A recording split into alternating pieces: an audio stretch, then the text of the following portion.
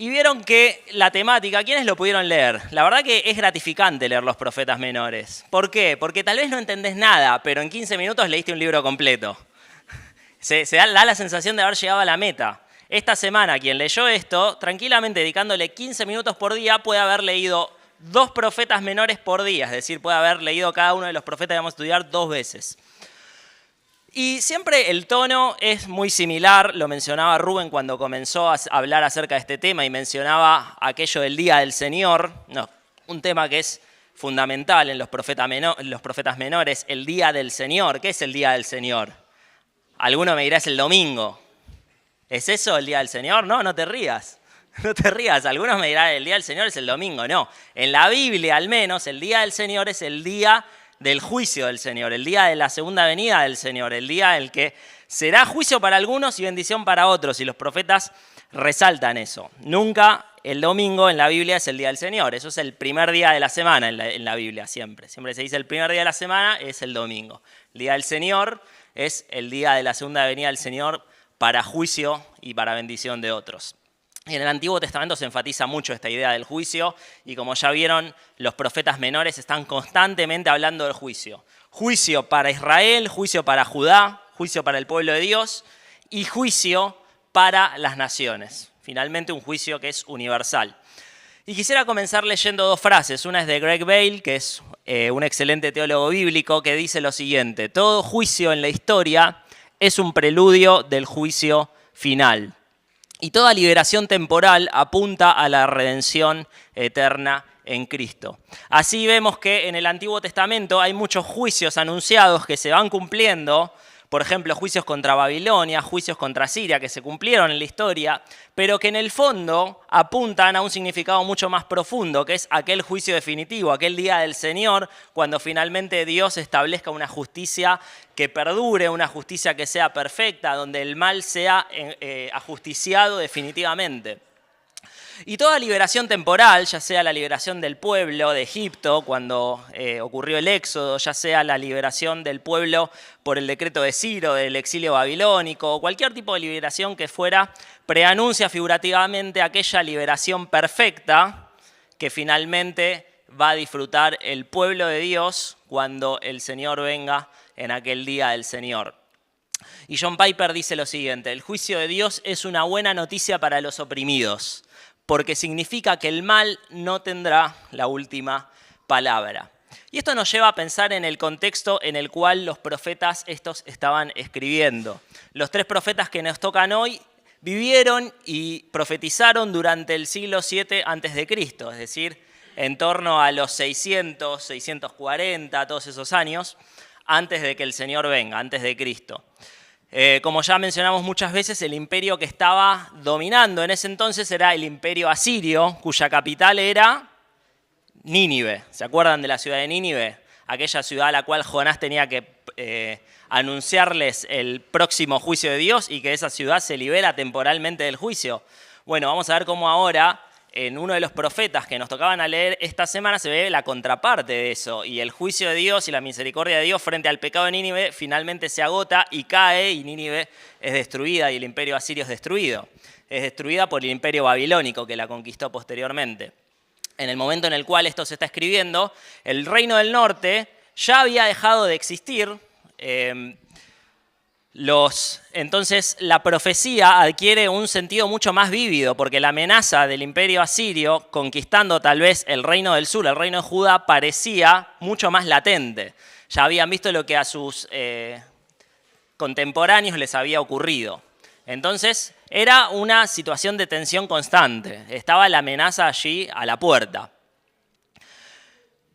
Y la amenaza babilónica, como si fuera poco, crecía cada vez más hasta que finalmente, como ustedes ya saben, conquistaron al reino del sur. Entonces había amenazas por todos lados, había miedo, había temor, y en este contexto profetizan estos profetas que nos corresponden en el día de hoy. Vamos a ver uno por uno, enfatizando primordialmente los temas que cada uno hace hincapié. Hay algunos que se repiten, entonces en el apunte están aquellos que son redundantes, pero los vamos a pasar por alto ahora.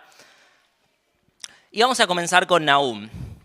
Y el tema fundamental de Nahum es precisamente, y en línea con esta idea del día del Señor y la justicia que finalmente va a venir, la justicia retributiva de Dios. Y fíjense lo que dice el capítulo 1, versículos 2 al 3 de Nahum, que está en pantalla. Dice: Jehová es Dios celoso y vengador. Jehová es vengador y lleno de indignación. Se venga de sus adversarios y guarda enojo para sus enemigos. Jehová es tardo para la ira y grande en poder, y no tendrá por inocente al culpable. Por lo tanto, se empieza el libro ya presentándonos esta idea, ¿no? Esta idea de Dios trayendo juicio hacia todas aquellas personas, sean de su pueblo o no sean de su pueblo, que son contrarias a Él, que se oponen a Él, que le dan la espalda y hacen todo lo contrario a lo que su voluntad pide para el ser humano. Ahora, la ira de Dios, que conlleva a que Él traiga juicio sobre los seres humanos, no es un defecto de su carácter. En muchos de nosotros la ira es un defecto de nuestro carácter. Nos enojamos por cualquier cosa. Uno nos pasa mal en el tránsito y nos enojamos, tal vez lo insultamos, tal vez le decíamos que se choque a la otra cuadra. Somos así, somos irascibles y nuestra ira es pecaminosa en muchos casos.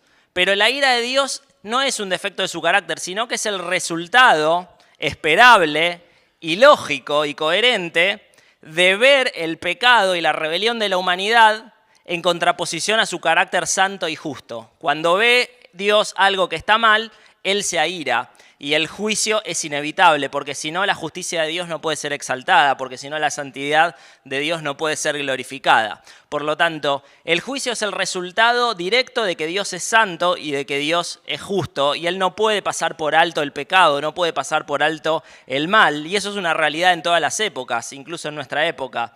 Dios no pasa por alto el mal de nuestra vida y el pecado de nuestra vida. El pecado siempre tiene consecuencias y las consecuencias del pecado siempre son terribles y nefastas, pero Dios da una solución, como ustedes bien ya saben, a ese problema del pecado y como también vamos a ir viendo en estos profetas menores. Entonces, la justicia de Dios es una demostración de su perfección moral. No podía ser de otra forma. Si hay maldad, Dios tiene que intervenir y Dios tiene que hacer algo. No puede simplemente hacer la vista gorda de esa maldad. Y Dios, al traer juicio sobre el pecado, en cualquier época, y particularmente en aquel momento final, ¿no?, del Día del Señor, lo que hace Dios es reivindicar su nombre, poner en alto su nombre, y además podemos ver que se enfatiza también en estos profetas menores, proteger a su pueblo y a sus fieles de ese mal y de esa maldad.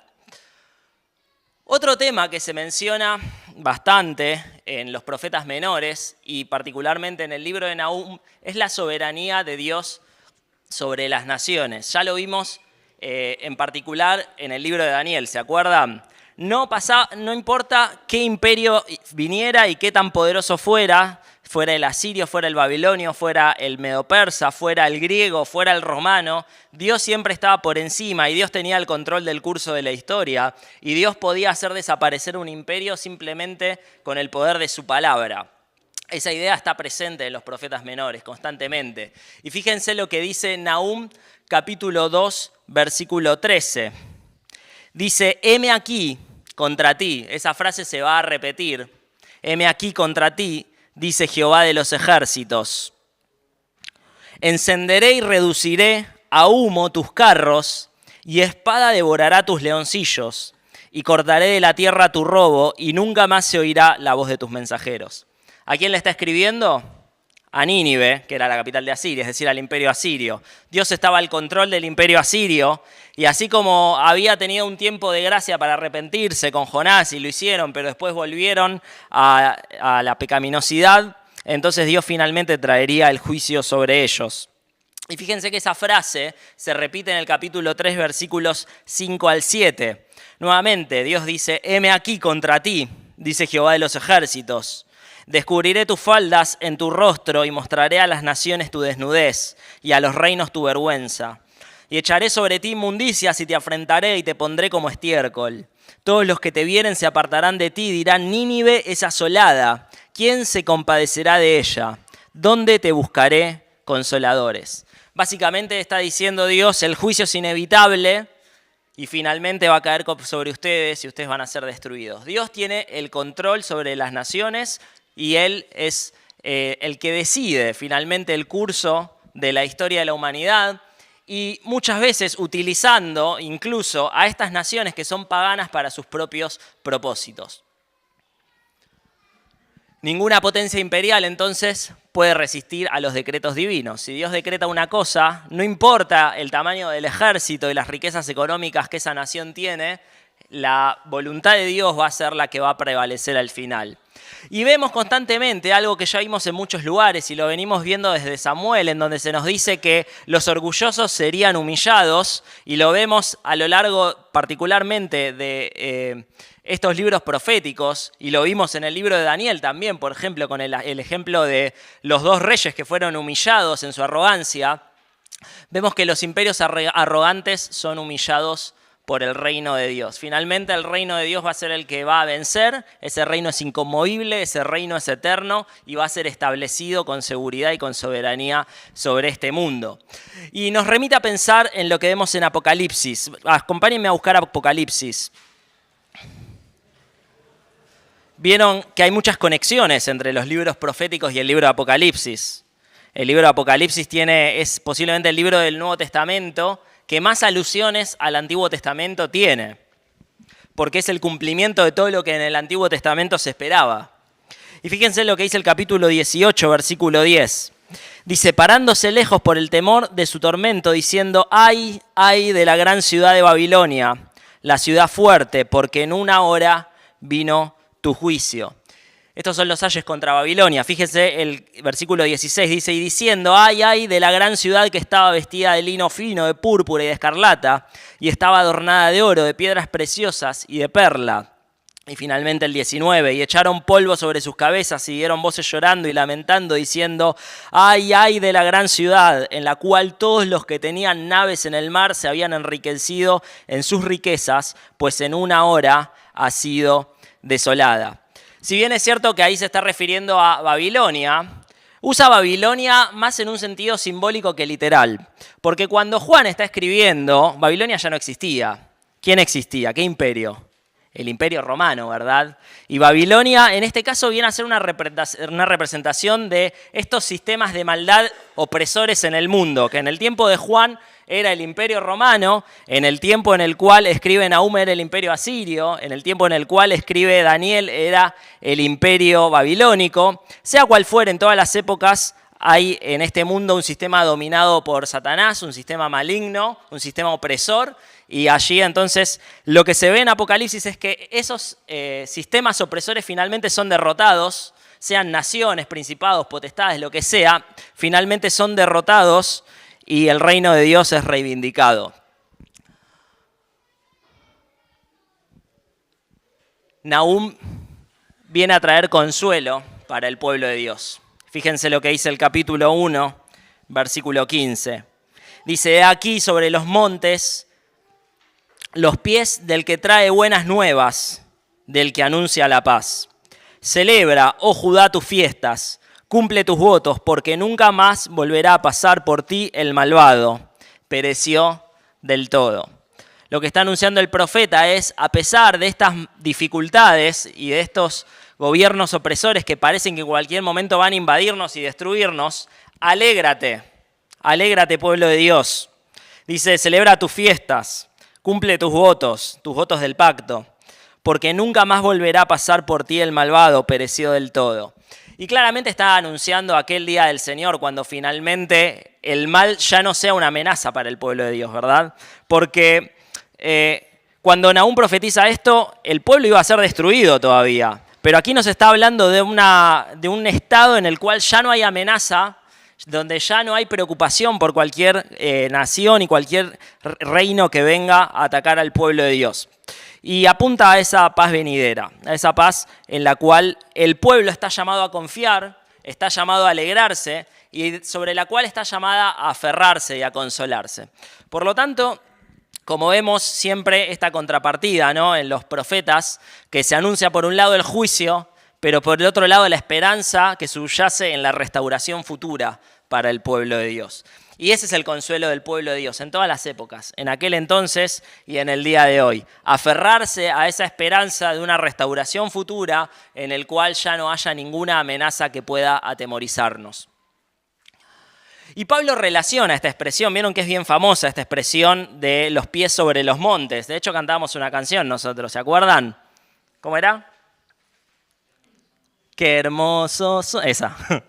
Hermosos son los pies sobre los montes. Bueno, la idea de los pies sobre los montes, uno podría pensar, los pies sobre los montes, ¿por qué sobre los montes? Una vez escuché a R.C. Sproul explicar eso. Y dice, cuando había una batalla, normalmente se llevaba a cabo en un campo de batalla, en las afueras de la ciudad, del centro urbano, y de repente la batalla terminaba, siempre venía un mensajero que venía corriendo. Y en las regiones en donde muchas de estas cosas se escribían, que había serranías y demás, allá a lo lejos tal vez se podía ver a la persona, y era una región bastante seca, ¿no? Donde una región es muy seca, lo que hay es polvo en el piso. Una persona que va corriendo lo que hace es levantar una polvareda, una estela de polvo atrás suyo. Entonces ya desde lejos se podía ver a aquel mensajero que iba a traer las noticias de lo que había ocurrido en la batalla. Buenas nuevas o malas nuevas, y las buenas nuevas es la palabra precisamente que se utiliza para evangelio, ¿no? Evangelión, buenas nuevas, buenas noticias. Y alude a eso, ¿no? A que la redención y la salvación vino para el pueblo de Dios. Y esa es la buena noticia. Y Pablo, vamos a leer Romanos,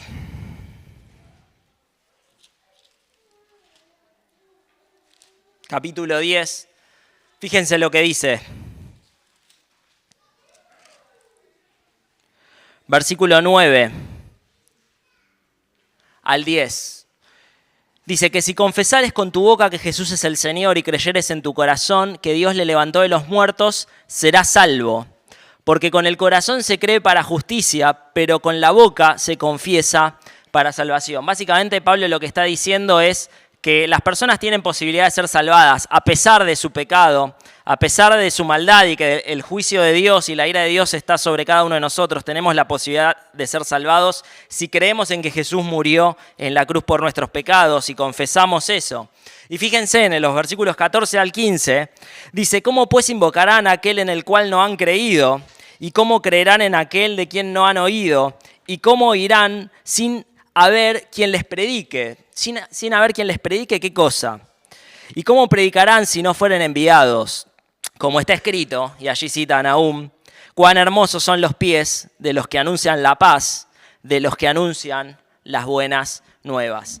Pablo parece resignificar eso que está diciendo Nahum, esas buenas noticias de que hay salvación posible del juicio de Dios, y lo atribuye a lo que dijo en los versículos antes, a creer en Jesús. Aquel que cree en Jesús, aquel cuyos pecados le son perdonados por la obra de Jesús en la cruz, por depositar su fe en Jesús, entonces recibe estas buenas noticias de salvación.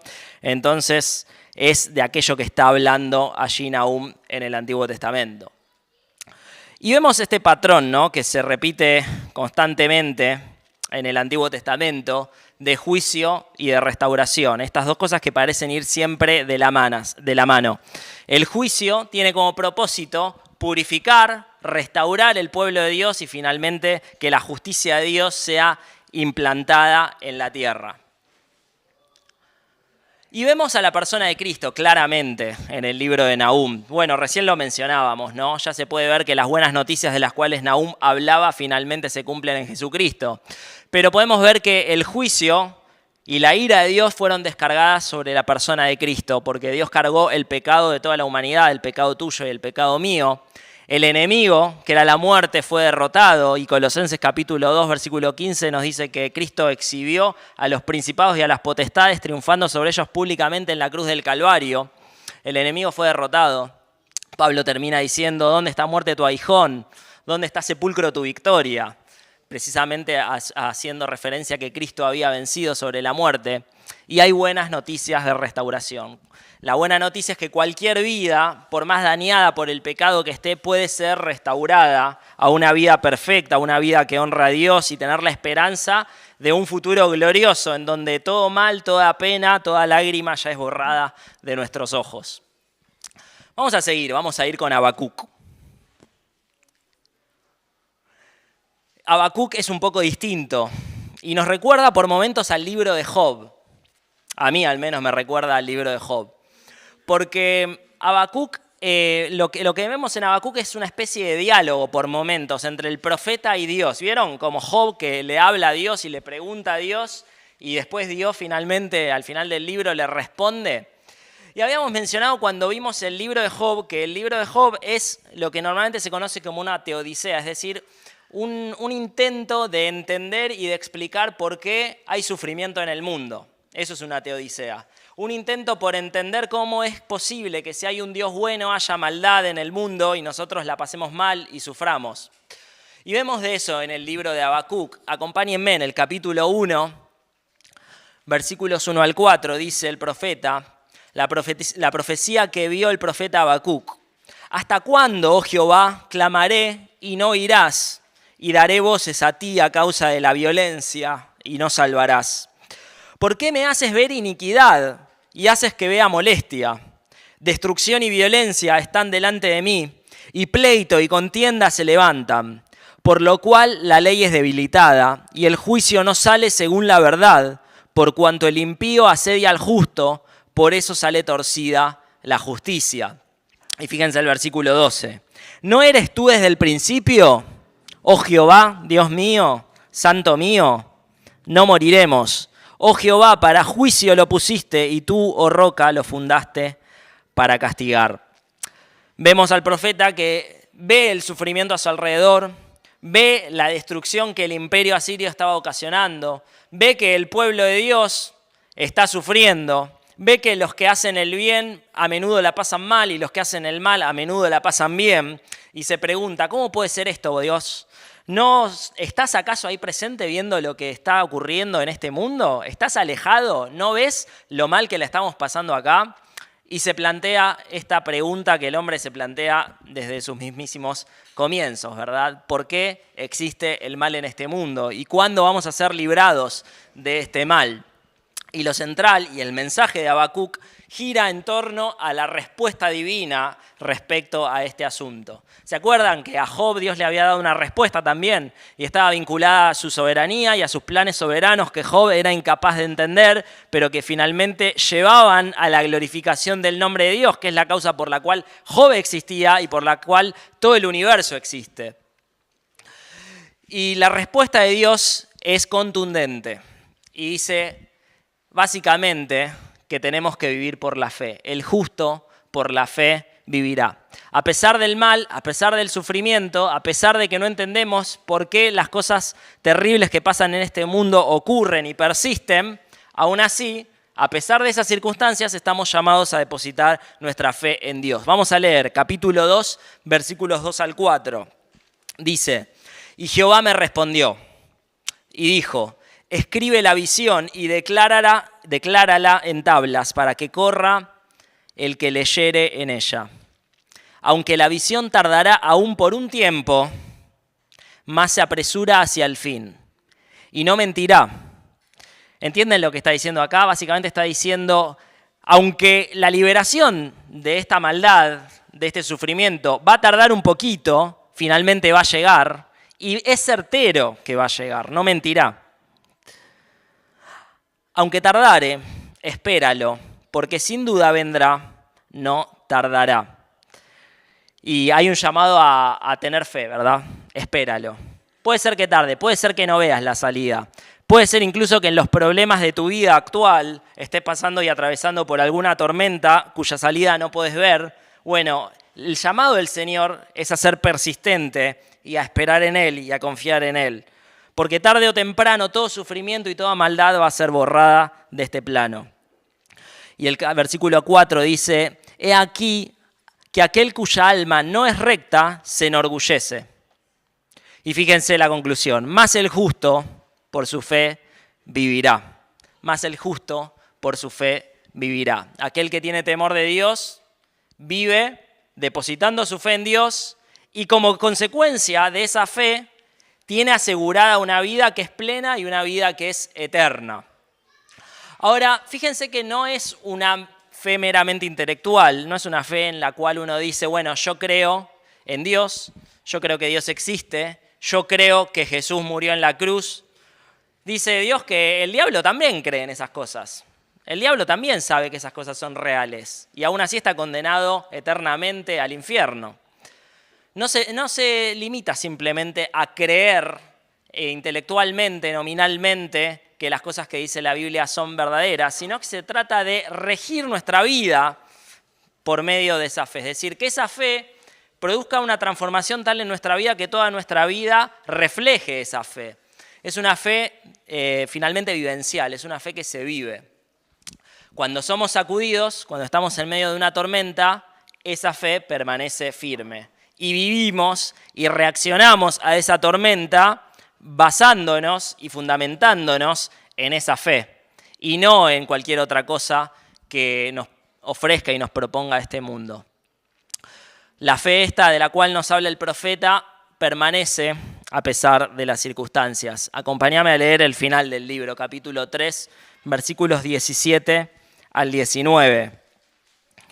Dice, aunque la higuera no florezca, ni en las vides haya frutos, aunque falte el producto del olivo, y los labrados no den mantenimiento, y las ovejas sean quitadas de la majada, y no haya vacas en los corrales, es decir, una pésima circunstancia, ¿verdad? Si había algo que podía estar peor, bueno, todo eso está descrito acá, básicamente. Esto es como una especie de salmo lo que hay en el capítulo 3, un poema bastante hermoso, y está describiendo esta situación bastante adversa para el autor. En el versículo 18, con todo eso, con toda esa situación pésima, que parece una gran tormenta, un gran huracán en mi vida, yo me alegraré en Jehová y me gozaré en el Dios de mi salvación. Jehová el Señor es mi fortaleza, el cual hace mis pies como de ciervas y en mis alturas me hace andar. Esa imagen me encanta, pies como de ciervas. ¿Alguna vez vieron a los ciervos o incluso vieron a las cabras a veces trepándose en un monte que parece prácticamente una pared y parece que el abismo está ahí? Podés dar un simple paso en falso y te caes al abismo. Bueno, pero ellos caminan con una seguridad tremenda. Bueno, esto es lo que está haciendo alusión el profeta. Por lo tanto, en una situación que es totalmente adversa, como la que vivía el pueblo en aquel entonces, como la que muchas veces nosotros vivimos hoy en nuestras vidas cotidianamente, el llamado de Dios es a vivir por la fe, a aferrarnos a esa confianza y esa esperanza que nos presentan estos profetas de una restauración perfecta y futura, y saber que en algún momento el sufrimiento de nuestra vida va a ser contrastado con aquella gloria futura que es eterna y que no es perecedera. En Romanos, nuevamente, y les pido que me acompañen, si son tan amables, Pablo se hace eco de lo que dice acá, en este caso el profeta Habacuc, y escribe y retoma esa expresión de Habacuc tan famosa que fue la que llevó a Martín Lutero, con ocasión de estar enseñando, cuando aún era un monje católico, estar enseñando allí en la Universidad de Wittenberg la carta a los romanos y leer profundamente esta carta, la expresión que lo llevó a entender que la salvación no era por méritos propios, no era por obras que podamos hacer, sino que era por la fe.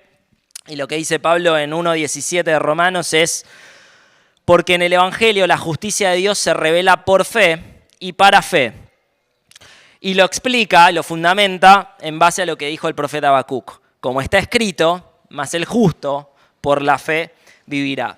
¿Ven cómo el Nuevo Testamento reinterpreta o amplía, encontrando el cumplimiento de todo lo que se decía anteriormente, ahora en Cristo y en el Evangelio de Cristo? Y básicamente Pablo está atribuyendo aquellas promesas de Nahum a la persona de Cristo. Aquel que tiene fe nuevamente en la persona de Cristo puede tener esa certeza que tiene el profeta hacia el final de su libro, que aunque la situación sea muy adversa y a pesar de que atravesemos momentos muy difíciles, nuestros pies pueden estar basados sólidamente en la roca que es Cristo. Bueno, Pablo repite en Gálatas 3.10 también esta expresión, el autor a los Hebreos también la retoma, no vamos a leer todos esos pasajes. Y finalmente vemos otro tema que está presente en Habacuc, que es la esperanza escatológica. No lo mencioné, pero bueno, Habacuc habla también acerca del juicio, habla también de la soberanía de Dios sobre las naciones. Ya lo explicamos al hablar el profeta Nahum, así que no lo repetimos. La idea es similar. Tienen algunos pasajes ahí tal vez en el apunte que los pueden llevar a ver también esos temas. Pero este tema es interesante, la esperanza escatológica. ¿Todos entendemos a qué nos referimos cuando hablamos de escatológico?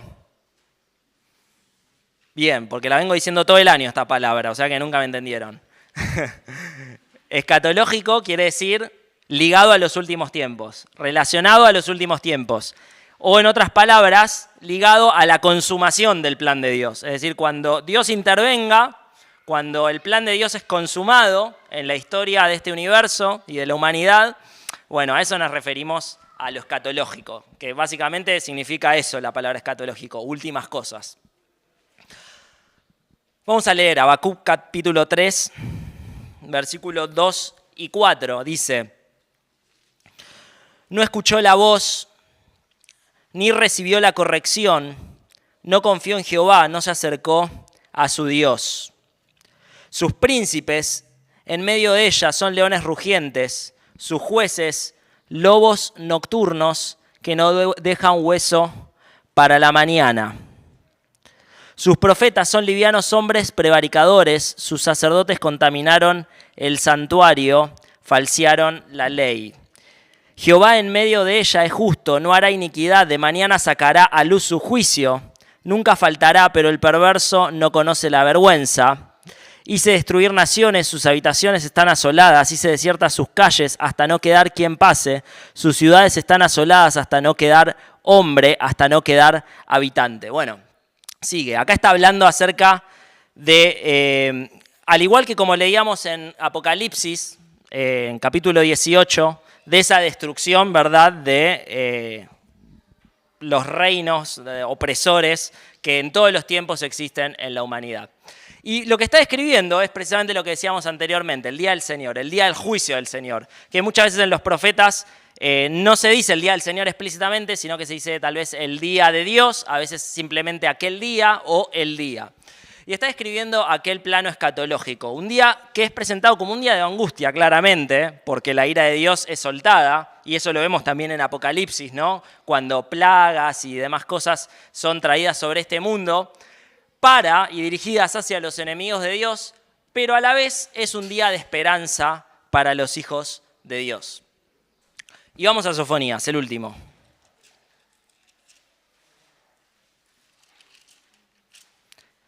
Bien, no me dijeron, estaba leyendo otra cosa yo recién. Qué bárbaro. Con razón, yo no encontraba sentido. Y no me avisan.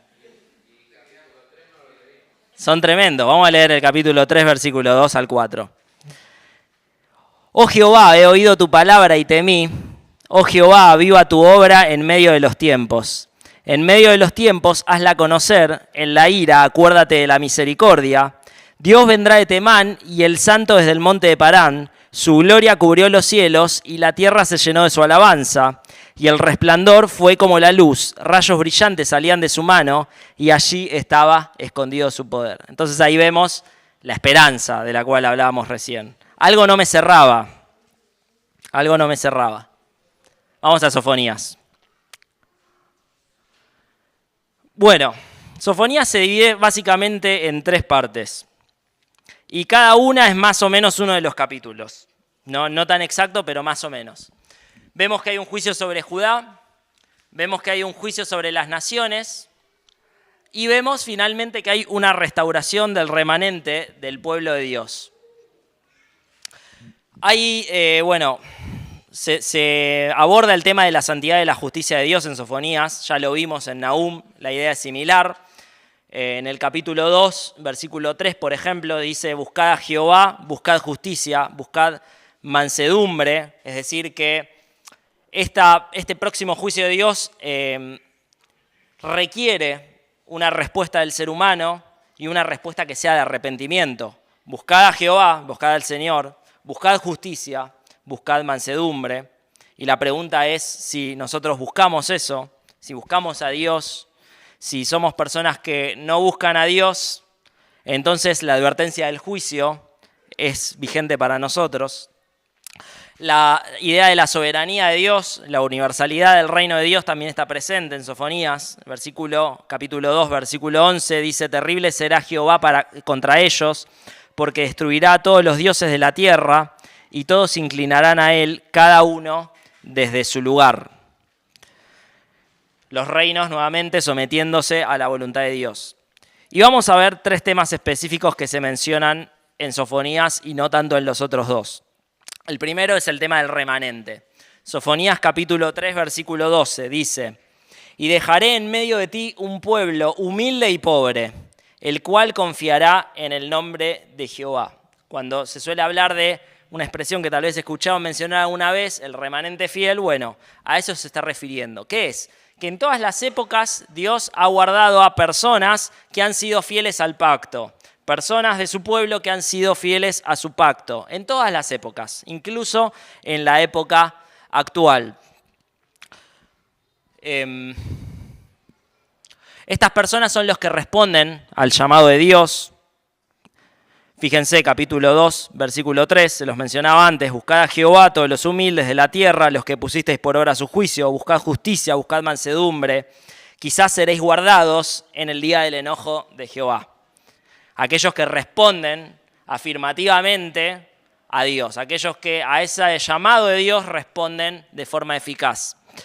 Es un llamado para todas las épocas, no solo en aquel entonces, incluso hoy Dios llama a las personas y podemos responder a ese llamado. ¿Hay un remanente hoy entonces? Bueno, según Pablo, nuevamente, Romanos, fíjense cómo había leído evidentemente Pablo a todos estos profetas. Sí, hay un remanente. Capítulo 11, recuerden, los capítulos 9 al 11 de Romanos, Pablo habla acerca de Israel como el pueblo escogido de Dios y amplía esta noción de Israel, ¿no? El pueblo de Dios, el verdadero Israel de Dios, no es simplemente aquel que por sangre étnicamente nace como israelita, sino todo aquel que deposita su fe en Cristo, básicamente. Ese es el pueblo de Dios. Y fíjense lo que dice en capítulo 11, versículo 5. Así también, aún en este tiempo, ha quedado un remanente escogido por gracia. ¿Y quiénes son? ¿Quién es ese remanente? Capítulo 9, una página atrás, versículos 24 al 26. Dice: a los cuales también ha llamado, esto es, a nosotros, no solo de los judíos, sino también de los gentiles. Como también en Oseas dice: llamaré pueblo mío al que no era mi pueblo, y a la no amada, amada. Y en el lugar donde se les dijo: vosotros no sois pueblo mío, allí serán llamados hijos del Dios viviente. Entonces, básicamente lo que está diciendo Pablo es el remanente, ese del cual se hablaba en el día de hoy, en nuestra época actual, son los creyentes. Son todos aquellos que depositan su fe en Cristo, sean judíos, sean gentiles, no importa, es indistinto eso. Todos aquellos que creen en Cristo y son salvados conforman ese pueblo de Dios. Dice Pedro: aquellos que no eran pueblo fueron hechos pueblo, en una de sus cartas lo dice. Entonces, el remanente fiel. Y ese remanente, dice Sofonías en el capítulo 3, versículo 9, va a ser purificado. Dice: en aquel tiempo devolveré yo a los pueblos pureza de labios para que todos invoquen el nombre de Jehová, para que les sirvan de común consentimiento. Entonces vemos ahí finalmente la restauración en una nueva creación en donde todas las personas alaban a Dios. Vemos también en Sofonías la idea de una renovación cósmica, de que esta creación va a ser ya sea destruida o recreada o transformada en una nueva creación donde no hay corrupción, que no perece, donde Dios habita en medio de su pueblo sin ningún problema, sin ninguna limitación, sin ninguna barrera, tal como era en el Edén. Y lo vemos en el capítulo 1, versículos 2 al 3. Dice: destruiré por completo todas las cosas de sobre la faz de la tierra, dice Jehová. Destruiré los hombres y las bestias. Destruiré las aves del cielo y los peces del mar, y cortaré a los impíos, y raeré a los hombres de sobre la faz de la tierra, dice Jehová. Extenderé mi mano sobre Judá y sobre todos los habitantes de Jerusalén, y exterminaré de este lugar los restos de Baal y el nombre de los ministros idólatras con sus sacerdotes. Bien, Vemos allí esta idea de una tierra que es decreada. ¿Se acuerdan cuando vimos en Génesis el diluvio? Que hablamos de un patrón que se ve muchas veces en la Biblia de creación o destrucción, como quieran llamarlo, y una recreación o restauración de esa creación que había sido corrompida. Lo vemos en el diluvio. El pecado del hombre trae el juicio de Dios, Dios destruye la tierra y cuando salen del arca, Noé y su familia, hay como una nueva creación, un nuevo comienzo. Y lo vemos aquí nuevamente en el plano general de la Biblia. Dios es una creación que fue corrompida por el pecado y en último término va a transformarla para traer una nueva creación, unos nuevos cielos y una nueva tierra en donde ya no haya pecado. Y esa restauración final es edénica y es ideal. Se nos presenta así siempre. Lo podemos ver en Isaías, lo podemos ver en un montón de lugares y lo podemos ver claramente en Apocalipsis, capítulo 21 y capítulo 22, donde se nos presenta esa nueva creación. Y se nos presenta allí con el árbol de la vida, que ¿dónde estaba? En el Edén, y un río que sale de ahí, como en el Edén se nos dice que salía un río, y vemos allí que la presencia de Dios mora en medio de su pueblo, tal como moraba en el Edén. Entonces la renovación cósmica era una esperanza que estaba ya en el Antiguo Testamento, no es una novedad del Nuevo Testamento, ni Apocalipsis, ni nada, ya desde el principio está y bueno, creo que a lo largo del año lo pudimos ver varias veces. Vamos a leer Sofonías capítulo 3, versículo 15. Dice, Jehová ha apartado tus juicios, ha echado fuera tus enemigos. Jehová es rey de Israel en medio de ti, nunca más verás el mal. Está describiendo precisamente lo que ocurre en esa nueva creación. En aquel tiempo se dirá a Jerusalén, no temas Sión, no se debilite en tus manos. Jehová está en medio de ti, como en el Edén. Poderoso, él salvará. Se gozará sobre ti con alegría, callará de amor, se regocijará sobre ti con cánticos. Y esto nos da el pie para tratar el último tema, brevemente, que nos presenta Sofonías, que es Dios habitando con su pueblo, Dios habitando en medio de su pueblo. Dios habita entre su pueblo como lo hacía en el Edén. Y esto encuentra su cumplimiento en Cristo. Cuando Jesús ora en el capítulo 17 de Juan, la oración intercesora que realiza al Padre, si no la leíste, léela, es hermosa, dice, aquellos que me has dado, en aquel entonces los discípulos, pero la idea general de la oración es mucho más abarcativa y se refiere a los creyentes de todas las épocas. Dice, aquellos que me has dado, quiero que donde yo estoy, también ellos estén conmigo. En otras palabras, que habiten conmigo.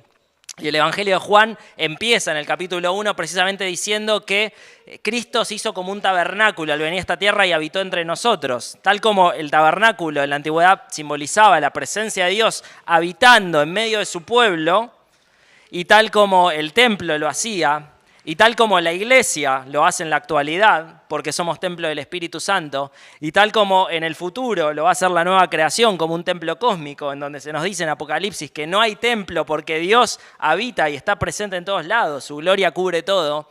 Bueno, Jesús precisamente pide esto y vemos que el cumplimiento de esta habitación en conjunto entre el pueblo de Dios y Cristo es posible por medio de Cristo. Quiero que donde yo estoy, también ellos estén conmigo, para que vean mi gloria que me has dado. Y eso es lo que vemos en la culminación y en la consumación de Apocalipsis.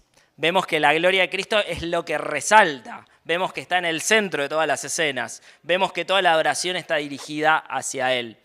Dios va a habitar de una manera perfecta en medio de su pueblo, sin ningún tapujo, sin necesidad de templo, sin ninguna barrera, gracias y por medio de los méritos de Cristo. Y Apocalipsis capítulo 21, versículo 3 dice precisamente eso. Y oí una gran voz del cielo que decía, he aquí el tabernáculo de Dios con los hombres, y Él morará con ellos, y ellos serán su pueblo, y Dios mismo estará con ellos como su Dios.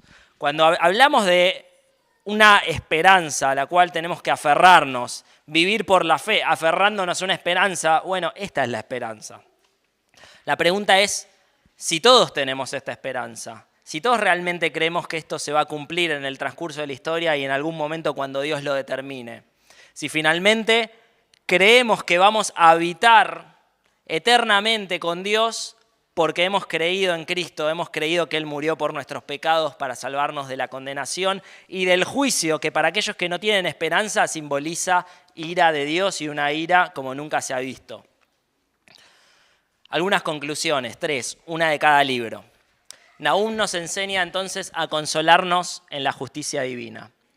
El mal no va a perdurar para siempre, Dios va a irrumpir con justicia, pero lo importante es que tenemos que entender que tenemos que estar del lado correcto. Si fuimos amigos de Dios, si como dice Pablo fuimos declarados justos por la fe en Cristo Jesús, entonces vamos a estar del lado de los que son bendecidos por ese día postrero del Señor cuando venga a traer justicia. En caso contrario, y que permanezcamos en nuestros pecados sin haber solucionado ese problema, sin haberle pedido perdón a Dios por nuestros pecados, la ira de Dios va a caer sobre nosotros. En segundo lugar, Habacuc nos enseña a vivir confiando en Dios. Una fe que se aferra a la esperanza a pesar de las circunstancias, a pesar de las dificultades. Una fe que se traduce en la manera en la cual vivimos en este mundo y en cómo reaccionamos a esas situaciones adversas. En tercer lugar, Sofonías nos llama a anhelar esa restauración total, esa restauración final, cuando finalmente Dios haga todas las cosas nuevas. La pregunta es, ¿anhelamos, vivimos anhelando ese nuevo mundo, esa nueva creación, cuando estemos constantemente viendo la gloria de Dios por medio de Jesucristo? ¿O nos gusta más este mundo? Nos gusta más lo que este mundo tiene para ofrecernos, los placeres de este mundo, lo que fuera. ¿Anhelamos esa esperanza y esa restauración total? Creo que este es el mensaje que nos dejan los profetas estos y en los cuales cada uno de nosotros debiera reflexionar, porque tienen un mensaje que claramente está vigente para cada uno de nosotros en el día de hoy.